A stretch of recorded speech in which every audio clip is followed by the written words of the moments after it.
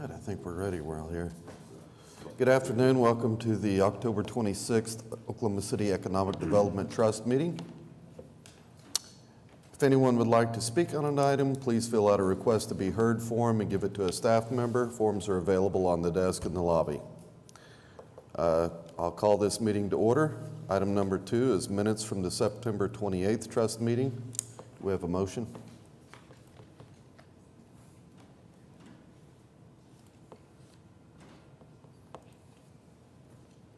All right, we have a motion and a second. Please cast your votes.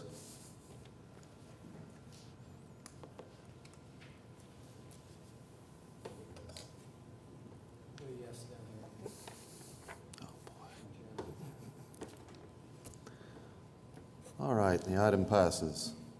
Item 3 on the agenda is the ratification of claims. Do we have a motion on the claims?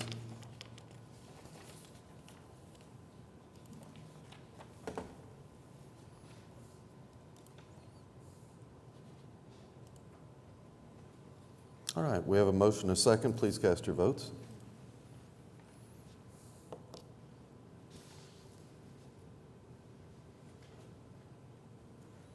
Oh, wait, Jim. Yeah. Jim, how would you like to?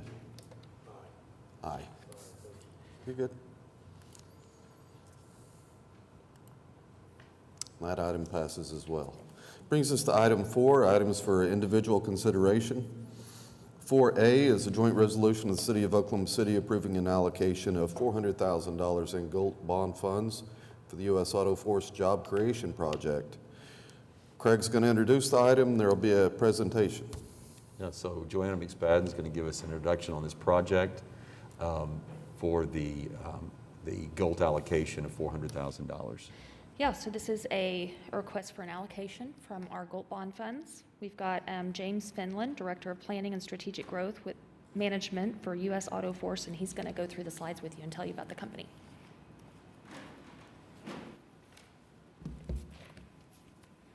Thank you, Joanna. Chairman Stone, Vice Chair Hooper, members of the trust, city officials, and city staff, thank you for taking time to meet with us today or hear from us. My name is James Finland, Director of Planning and Strategic Growth Management for U.S. Auto Force, a division of U.S. Venture. I'm joined with my colleague, Josh Heckman, who is the Director of Sales for U.S. Auto Force. Real quick about U.S. Venture, we are one of the largest private businesses in the state of Wisconsin. We've been in business for over 70 years. Our vision is that we will be the very best provider of transportation products and insight driving the world forward. We are here today to discuss a U.S. Auto Force distribution center to locate in Oklahoma City. U.S. Auto Force is a leader in distribution of tires, undercar parts, lubricants to tire retailers, automotive shops, and automotive dealerships, but we'll talk more about U.S. Auto Force in a minute. Our history, as you can see, founded in 1951 as Schmidt Brothers Oil, family owned still to today. In the late 50s, we became known as Schmidt Tire and Auto, and in 2008, we officially became known as U.S. Auto Force. Other major milestones include the 2018 acquisition of Tires Warehouse, which expanded our network to the West Coast, and the most recent acquisition of TreadMax, which expanded our network to the southeast part of the United States. Over our company, we have 7 different divisions across the company, ranging from U.S. Oil to Breakthrough Fuels. Really, though, our success is shaped by our differentiating values of caring relationships, entrepreneurial spirit, high performance, and strategic foresight. At the end of the day, our success really relies on our people. We live for the pursuit of bold ideas, making a positive impact, and achieving our full potential. Our work inspires us to change the world. U.S. Auto Force is your power to win.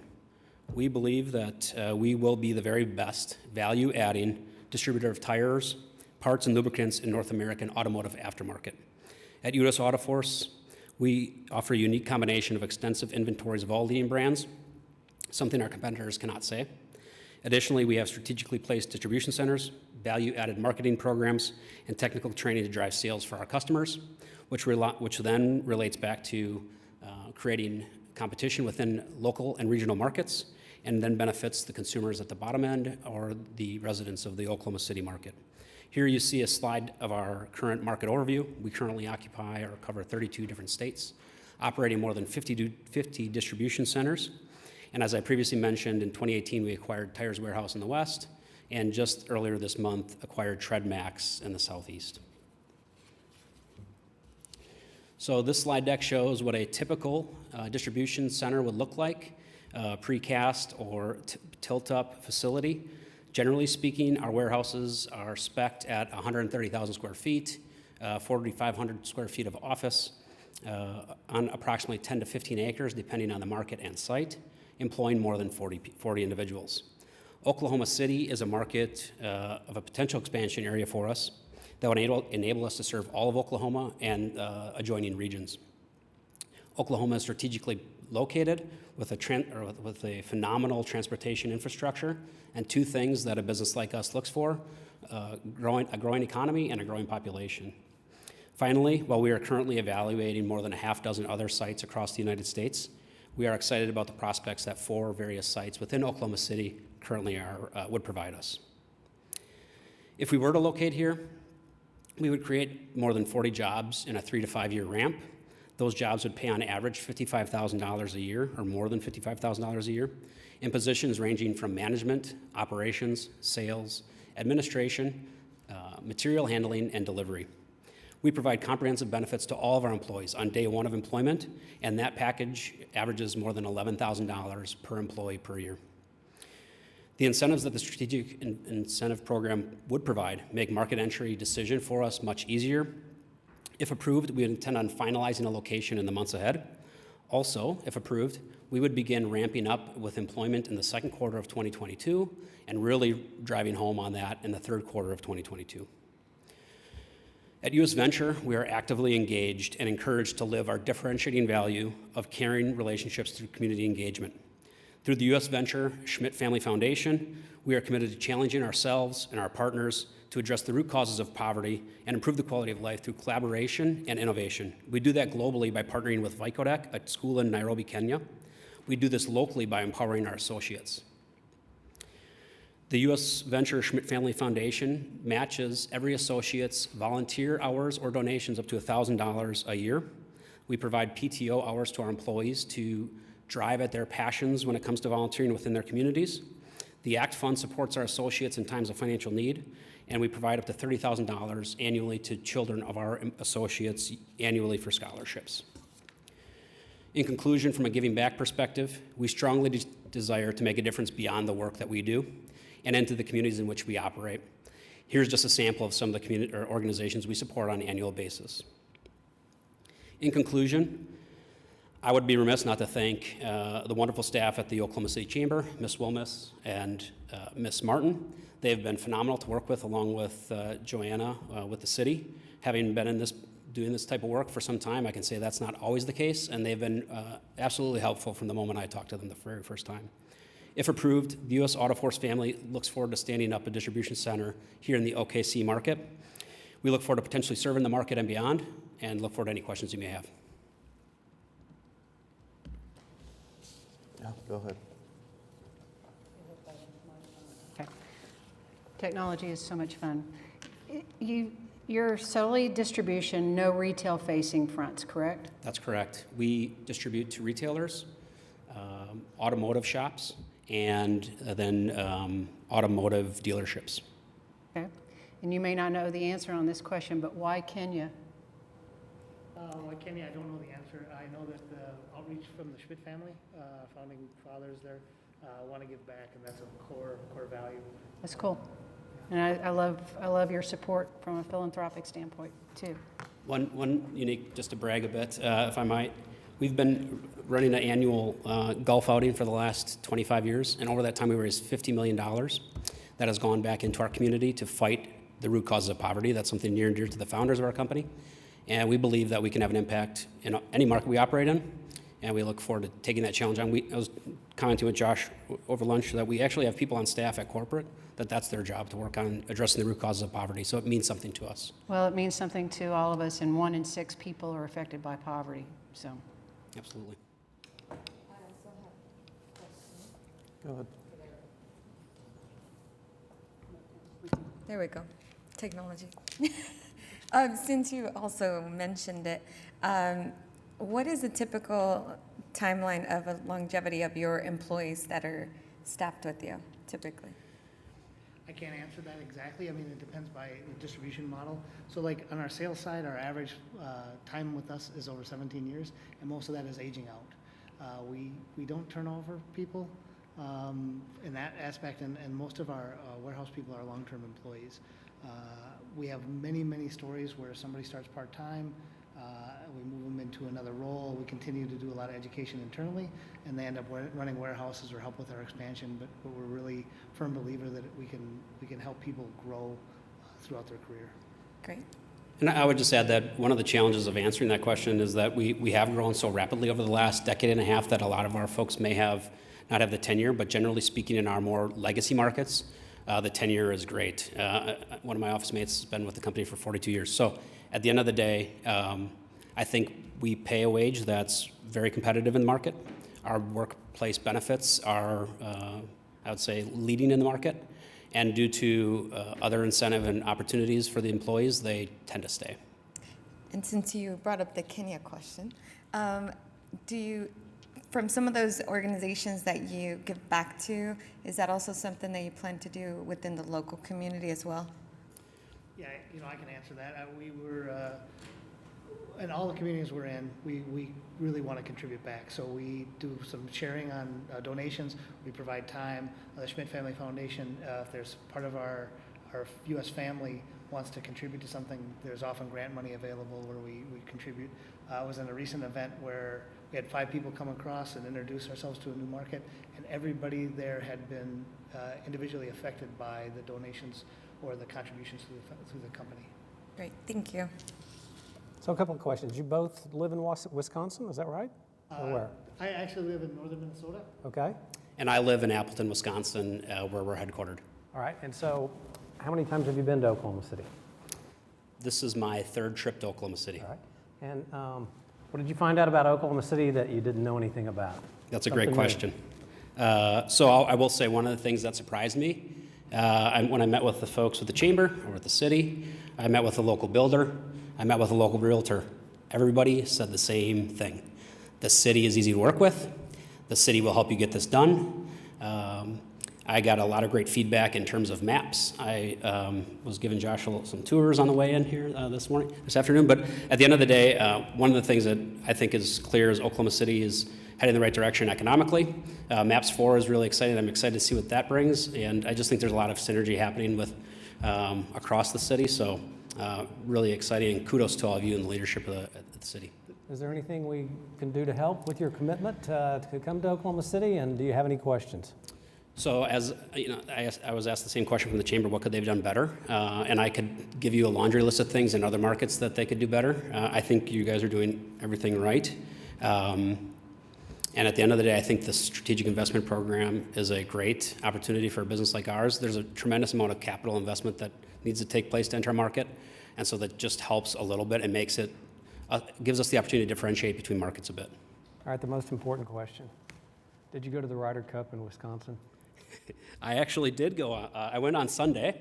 Unfortunately, I was standing on the 17th hole, and so the first 3 partners that came through, we didn't get to see, but we got to watch the end of it, which was, couldn't have asked for a better event and a great showcase of Wisconsin. Great venue. Yeah. All right, do we have any other questions?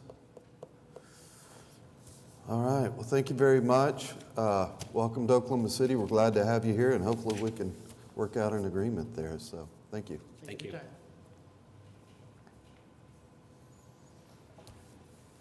We need to-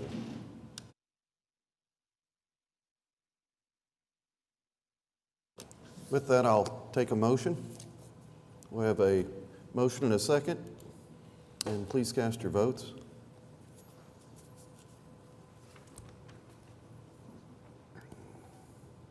And the item passes. Thank you very much. All right, that brings us to item 4B on the agenda. It's a joint resolution with the City of Oklahoma City approving an increase in the amount of $100,000 to the previously approved allocation of $1 million of GOLT bond funds for the affordable housing project at the former Marcus Garvey School.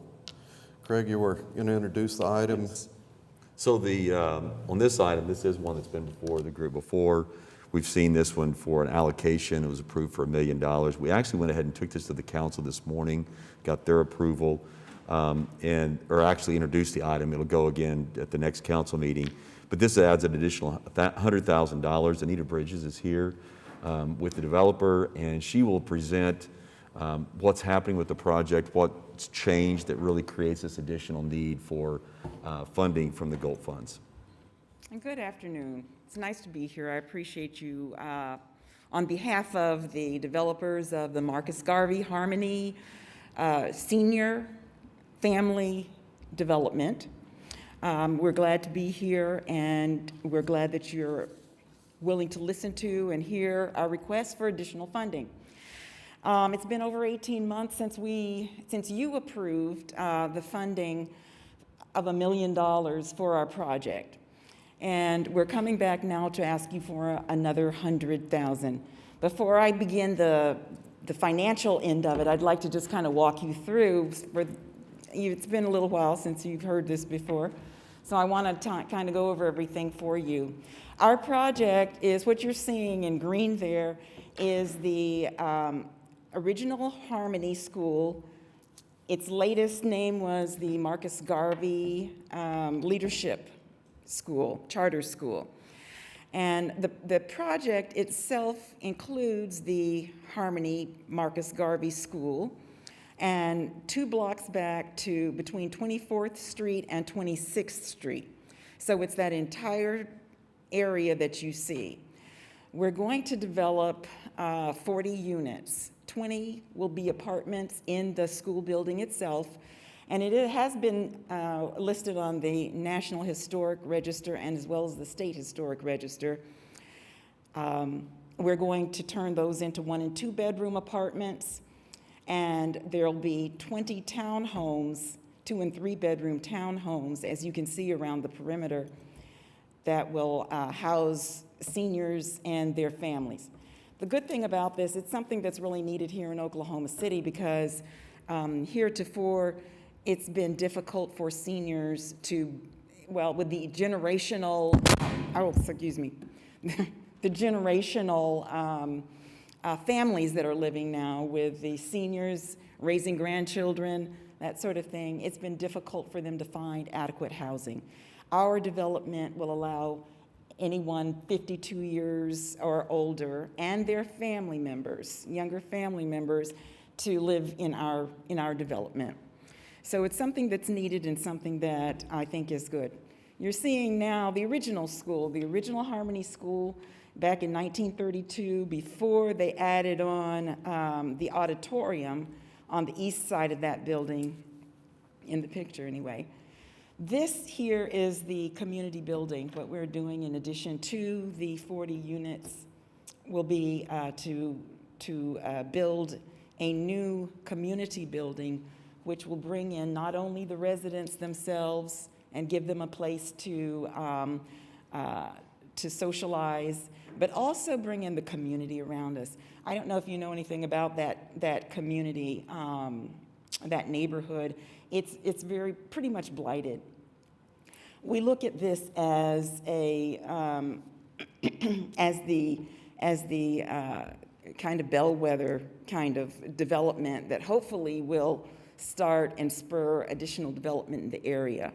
And in the meantime, what we like to do is to create a space for the community to come in and build a relationship with the community as well. This is what our townhomes are going to look like. The Historic Society has said it's got to look like all of the surrounding areas, and I think it does, but updated. So let me just, now we're at the money part.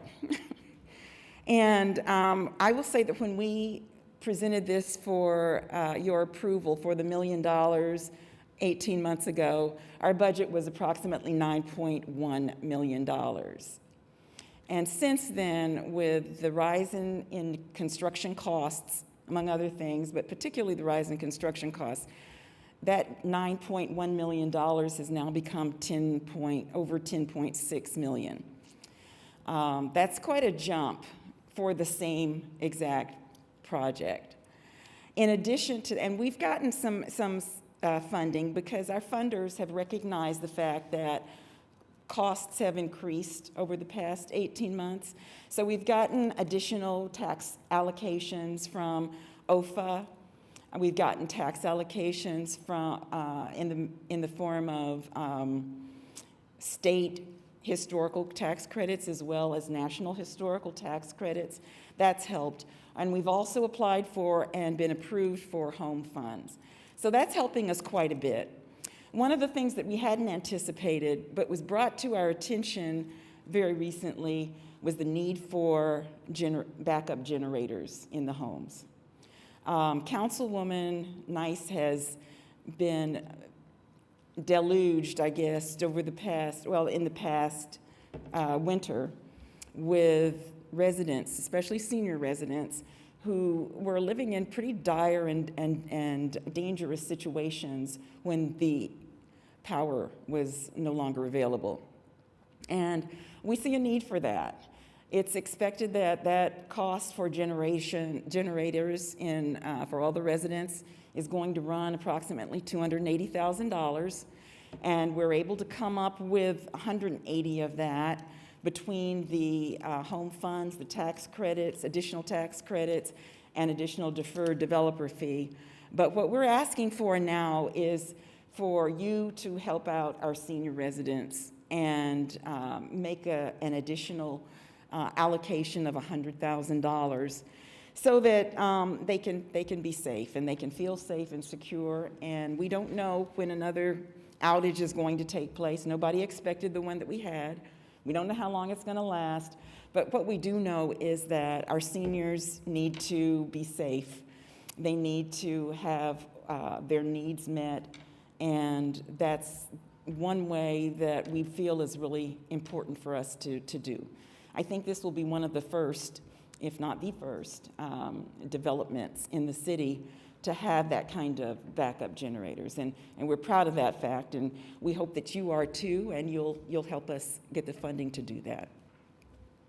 Are there any questions? I just have one on the community center you mentioned for the seniors. Does that have an area for them to do activities like a health part or gym or something of that nature? Well, we've got two spaces. We've got the auditorium that might have like health equipment and things like that in it. And what we want to do with the community center is have a little cafe in there, maybe a little coffee shop where the residents can go just to get away and have a cup of coffee with their friends, where the community can come in. This thing's just in the way. Can come in and socialize as well. And then we also are thinking about incubator space there.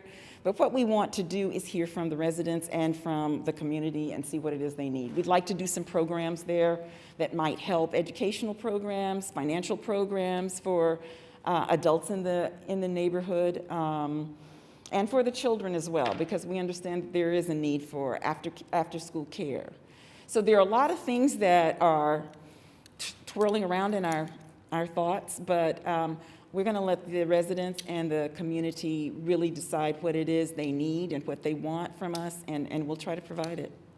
Will that also have include a unit as well for the community center, or just for the housing parts?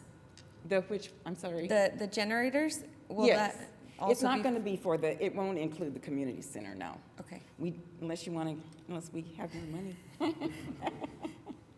Well, I was But we just had not curious. done that.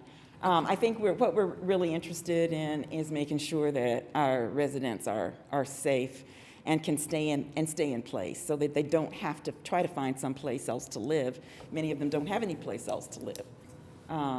So we're really looking for the needs there. Great, thank you. Any other questions? If not, I'll take a motion on the item. All right, we have a motion and a second. Please cast your votes.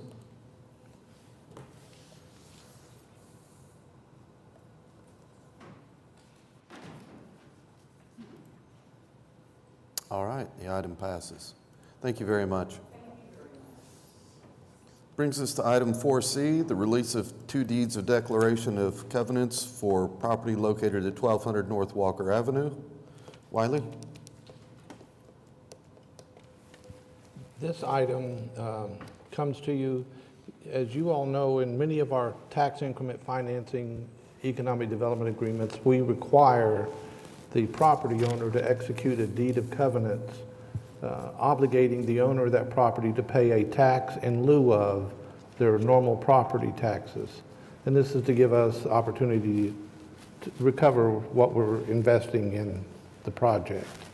And we file those of record so they're on the property as a lien against the property. And the developer in this case is wanting to pay off what they owe us for the tax increment financing and want a release. And so I've drafted 2 releases that need to be executed so they can give clean title to who's purchasing their property. Great. Any questions on the trust? If not, I'll entertain a motion. All right, we have a motion and a second. Please cast your votes.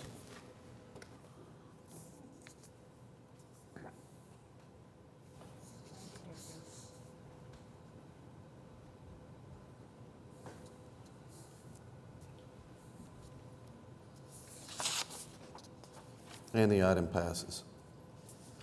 Brings us to item 4D on the agenda, Oklahoma City Economic Development Trust regular meeting schedule for 2022.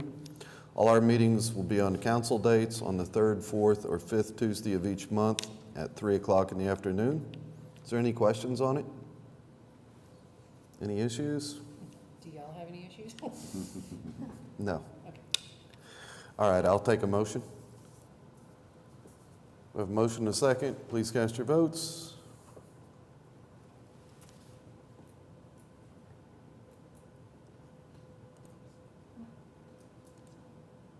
And the item's passed. All right, item E on the agenda, Oklahoma City Economic Development Foundation Business Retention and Expansion Presentation. Lee Copeland, Director of Talent and Business Growth from the Chambers, here to make a presentation. Hi, Lee. Good afternoon. It's a pleasure to be with you, this time in person. So it is a great opportunity to update you on the progress that we have been making in our organization in this process. We entered this year really with cautious optimism. You know, last year we were told we're putting a lot of things on hold in terms of hiring and expansion. And so we really believe that that was a promise that we've seen come to fruition in this year.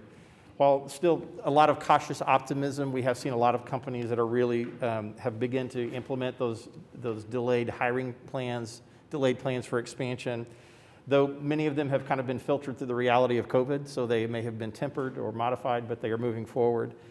You know, businesses have to continue to be fluid, though, in their approach of how they're moving ahead, because I think we're still not where we necessarily anticipated. So within that mode of cautious optimism, we have been really productive. We've had really great conversations now with over 230 different companies here, leading employers here in Oklahoma City. Really had some great conversations around talent in particular with our largest premier employers, over 60 of those. And just really proud of the work that we've been doing to really bring back data as well as anecdotal input about what's happening, what we're seeing. So much of it correlates with what we're seeing nationally, though I think there are some unique nuances here in Oklahoma City. We've been able to provide some great assistance to those companies in the form of assists, so about 125 assists to this point in the year. Many of those assists have really been involved around wage analysis. A lot of companies are really looking at what's it going to take to attract the right people and what's it going to take to keep those people. And wage adjustments have really been a significant area of contribution from our team, as well as in partnership with our research folks.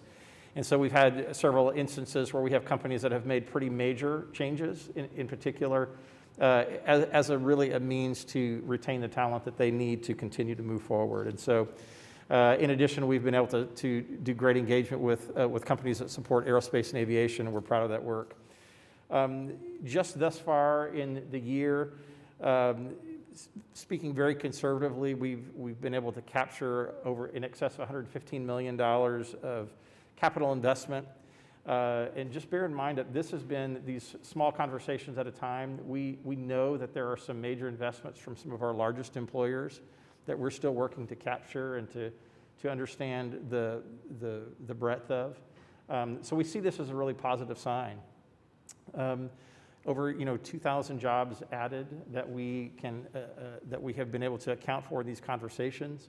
We know that there are more jobs that have been added during this year, and again, we're working to understand that by year's end.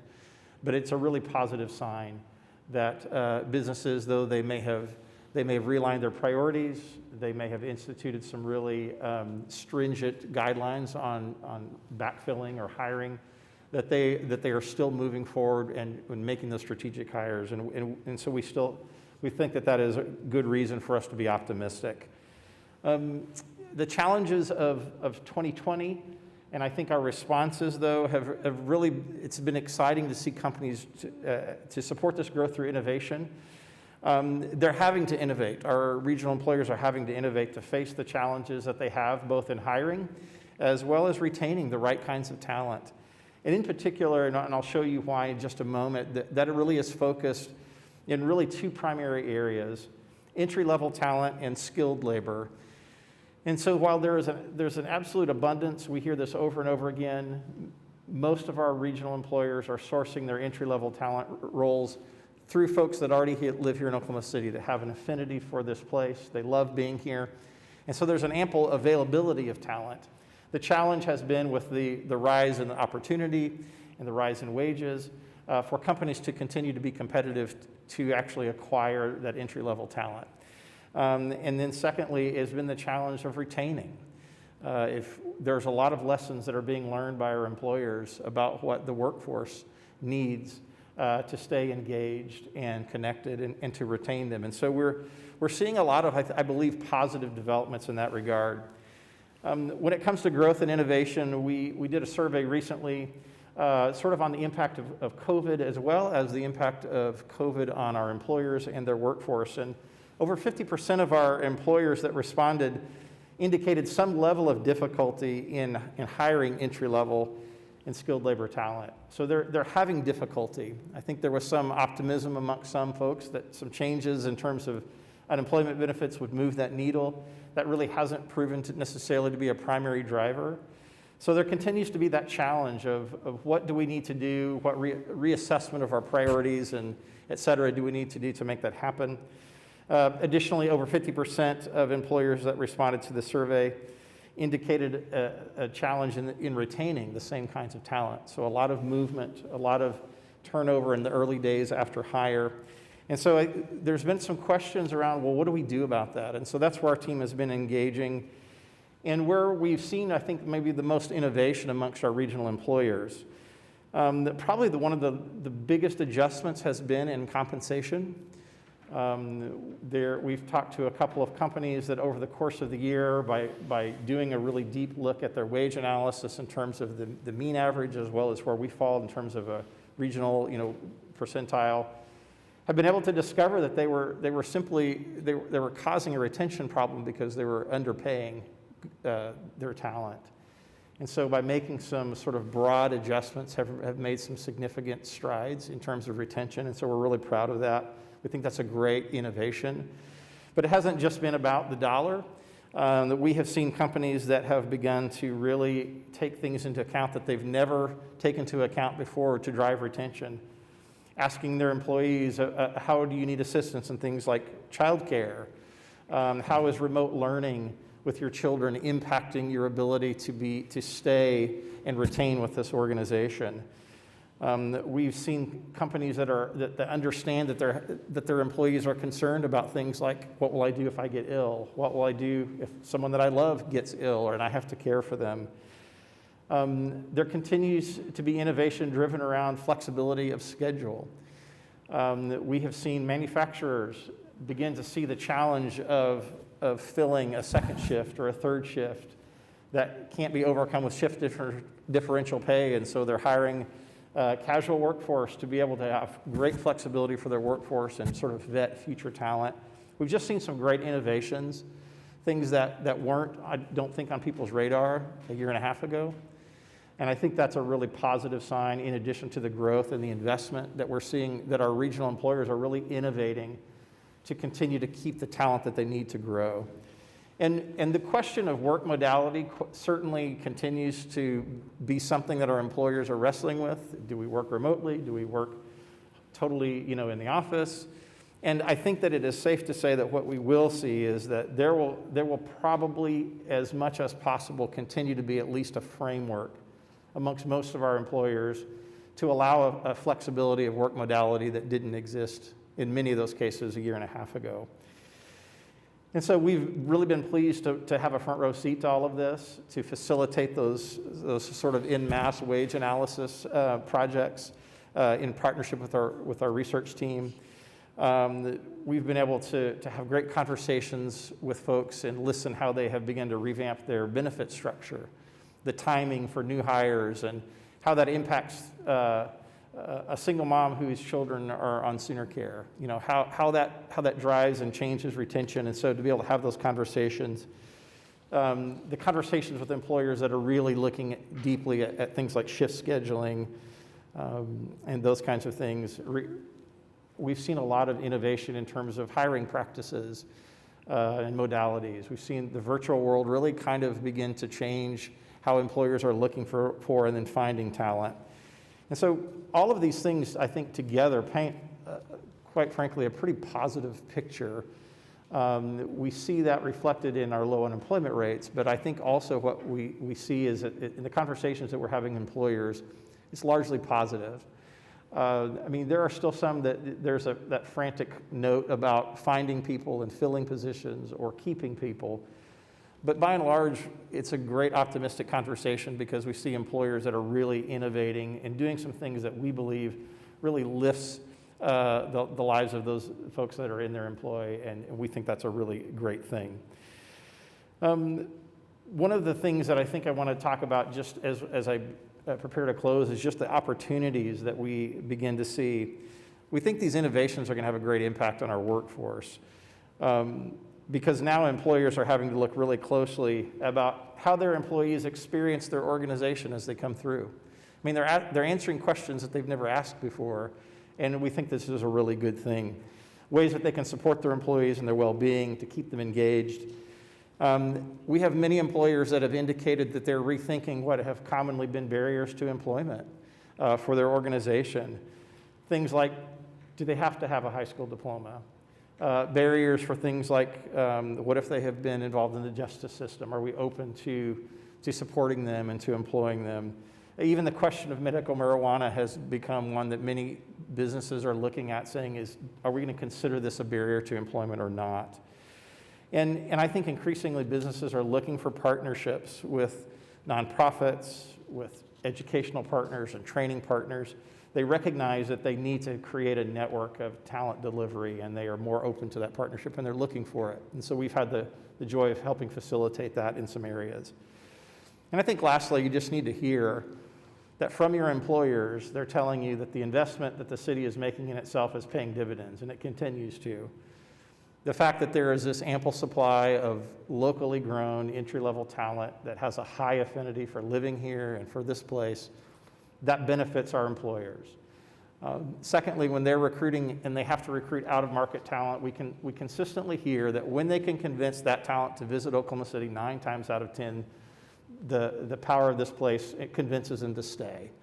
And so just know that the role that you're playing in that investment is paying off and paying dividends. So we thank you. It's been fun to watch it from the front lines. So happy to take any questions if you have any.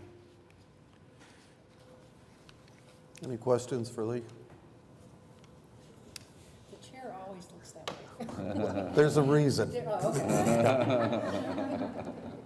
Go ahead. Just kidding. Lee, regional employer is the 10-county partnership? Is that the? So we primarily have focused here in Oklahoma City. I use that term regional employer just because I know that sometimes we have folks that pull people in from outside the Oklahoma City metro. Gotcha. But yes, I use that term somewhat flexibly, I suppose. And secondly, especially at the entry-level amount, Our competition is when people go online and look at salary ranges, and then they transfer that salary range to Oklahoma City. It is critical for us to continue the cost of living discussion, what their money goes for, and so on, because I'm on some Facebook groups where people are moving to Oklahoma and they're griping about this, but they don't equate. So apples to apples have to constantly be reinforced for people to see that their salary may be lower here, but it goes much further. So continue driving that home. That's all. Yeah, I appreciate that input. That's helpful. We certainly see that for when folks are trying to acquire talent from out of market. So thank you so much. Any other questions? I do have a question. Sure. If the microphone is on. Thank you for the presentation. Appreciate it. Just wanted to drill down a little bit. When I hear statements like compensation improvements for entry level and skilled positions, Sure. I wonder, are you hearing from any of these employers compression concerns that are happening within the workforce? We're in this weird place where it seems like people are willing to pay more to bring someone in, but what are we doing to reward loyalty and legacy? And I wonder if you're hearing anything in your conversations for employers in that regard.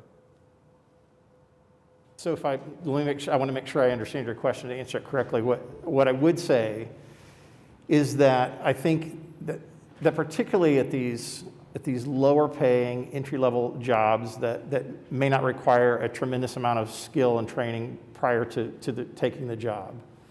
In the past, simply paying $10, $11 an hour was sufficient. I think what we have seen is that really they're having to look at that compensation probably for two outcomes. One is to make sure, because there's enough competition at that wage point and higher, they're having to reassess those wages, number one, just to make sure that they get the volume of applicants that they need.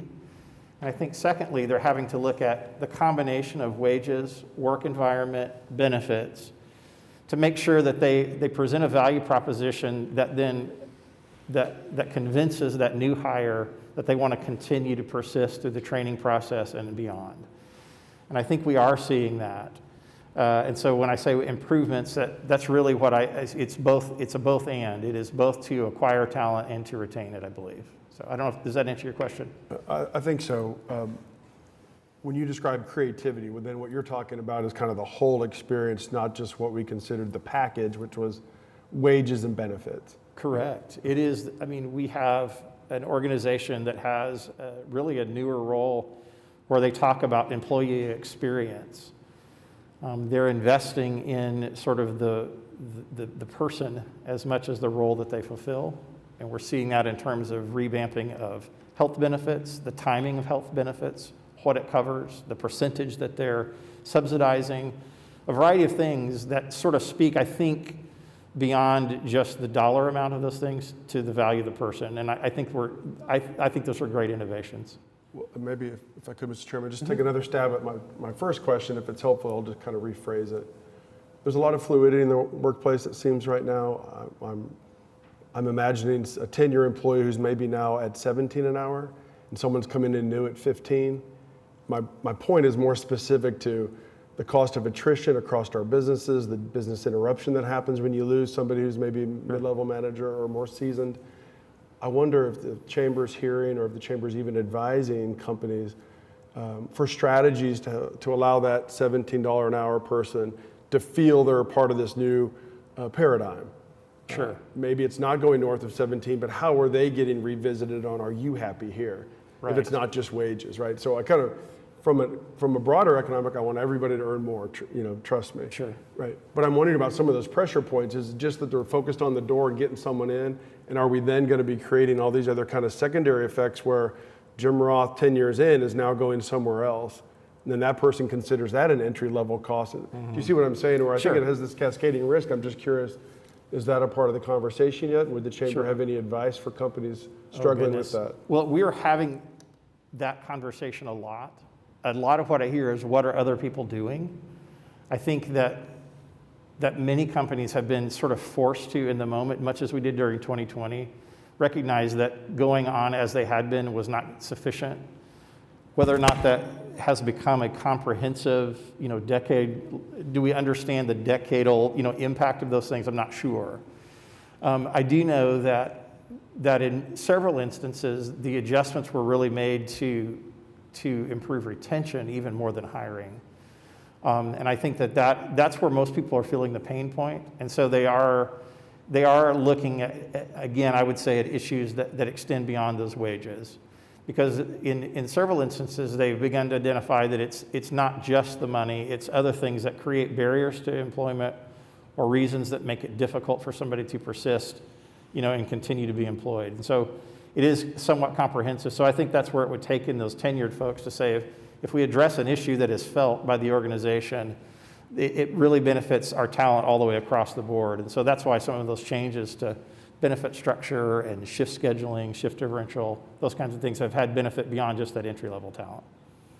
Okay. All right. All right. Thanks, It was a Lee. pleasure. Thank you. So we need to do a motion on that? We don't? All right, gets us to item F on the agenda, which is the Oklahoma City Economic Development Foundation Fiscal Year 22 First Quarter Report. Jeff Seymour. Good afternoon, members of the trust. Thank you. Well, this has been a chamber-heavy day, but I think that's good news for Oklahoma City that we're seeing a lot of opportunities in front of us. I'll be relatively brief, if you don't mind bringing up my presentation. The first thing, and I'm going to go way off script here, is I just want to say thanks to my team. It's really exciting to see members of my team be able to talk about their passions in Oklahoma City, talk about how proud they are to do the work that they do, and it's not every day I get a chance to say thank you publicly, so I wanted to take that moment today. You can also tell that Lee was a former pastor. I don't know if they came across. So as a quick highlight from a quarter perspective, 2 project wins, not counting the conversation that we had today with our prospect. 744 new jobs created by recruitment wins, 456 with engaged companies. And we're continuing to see CapEx at a pretty high amount. I think the conversation we had earlier symbolizes that a lot of companies, like we also talked about, are having to really evaluate capital investment versus people versus retention, and trying to make sure that we have the right people with the right skills at the right place and deploying capital alongside that. If you look at the way our pipeline looks, again, a continued heavy look at some key sectors we've operated in for a long period of time. Manufacturing continues to be a very hot conversation, both onshoring, nearshoring, and looking at the middle of the country as far as opportunities go. Distribution, as we heard today, and we're seeing projects, we continue to see a very strong inflow of new projects. When we look at the things that are happening around us, we obviously, even with COVID, tailing COVID around us, the need to engage in the right sectors and tell Oklahoma City's story is really incumbent on us as a team. So we've started to be on the road, and carefully, but be on the road, out beating the bushes related to electric vehicles and electrification in the auto industry, the aerospace industry, back office sector, and also in the logistics sector as well. We've also been really proud to be a partner with a lot of other public and private investors around launching new innovation programs in the market. G-Beta, which is an innovation program that comes actually from Wisconsin, recently launched a pre-accelerator program in the market, and that was a partnership with the Chamber, Oklahoma State University Foundation, University of Oklahoma, Loves, American Fidelity, and Inasmuch. And so a real team effort to help lift some additional innovation programming in the market. Stand tall, shop small. We want to continue to push local retail spending, increase the sales tax dollar, but also support the local texture that has made Oklahoma City special. And then in partnership with folks like the Urban League, thinking about ways to continue to support small and minority-owned businesses in the community who, even though we continue to be very successful as a region and as a city, not everybody has achieved the same levels of success. I want to be very supportive across the board in an inclusive way. And then the final thing on that slide I'll mention really quick is there are, as we all know, a tremendous amount of federal dollars flowing into economic development right now, and trying to line up opportunities that benefit the city, the region, and the state, and maximize Oklahoma City's potential on that front. One of the opportunities that recently came across our plate was the EDA has launched a program called Build Back Better.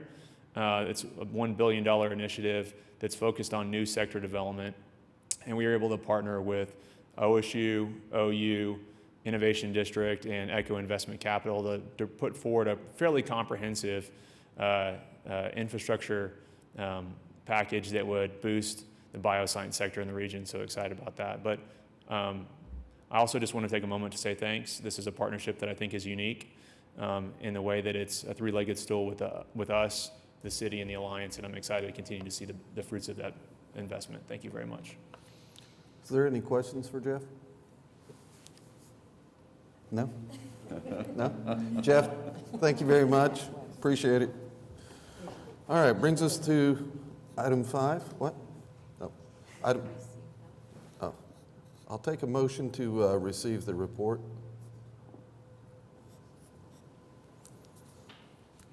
All right, we have a motion and a second. Please cast your votes.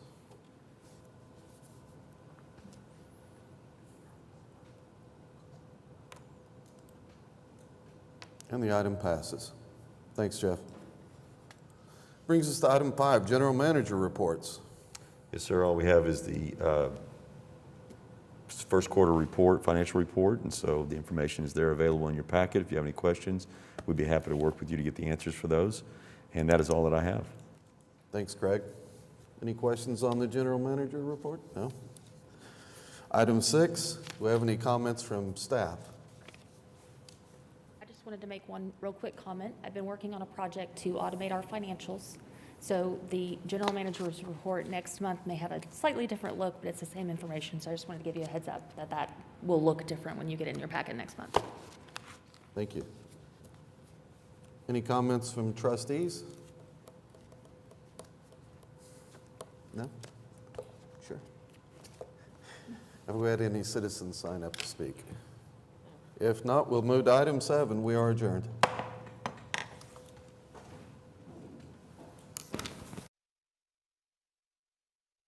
It's the longest thing. Yeah.